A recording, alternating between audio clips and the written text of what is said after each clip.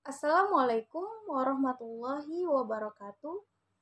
Perkenalkan, nama saya Diaul Falah Nasution dengan NIM 180703004. Saya adalah mahasiswa Prodi Biologi Fakultas Sains dan Teknologi Universitas Islam Negeri Araniri.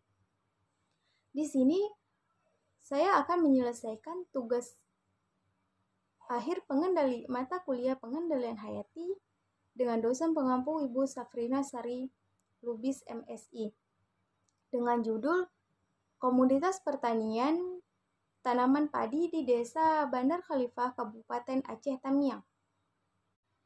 Bandar Khalifah merupakan sebuah desa yang terletak di Kecamatan Bendahara, Kabupaten Aceh Tamiang. Komunitas pertanian di Kampung Bandar Khalifah, Kabupaten Aceh Tamiang ini sangat bagus dan berkualitas, terutama dalam bidang pertanian padi, baik secara segi tekstur maupun rasa. Masyarakat di kampung ini menggunakan bibit unggul untuk menanam padi dengan tujuan hasil panen yang berkualitas. Pada umumnya, sebagian masyarakat desa Bandar Khalifah ini berprofesi sebagai petani yang menanam padi. Di saat masa panen, sebagian dari hasil panen akan dijual ke kilang padi dan sebagiannya lagi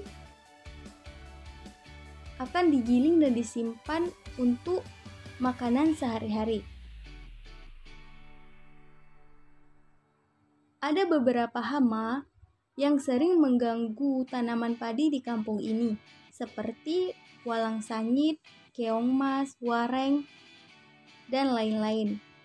Hama cenderung menyerang tanaman padi pada masa tanam kedua. Itulah sebabnya masa-masa ini yang dianggap berat oleh para petani. Hama wareng mungkin sudah ada pada masa tanam 1. Namun populasinya tidak terlalu banyak. Nah, permasalahan yang sering terjadi dalam pertanian biasanya karena tanah yang sudah rusak,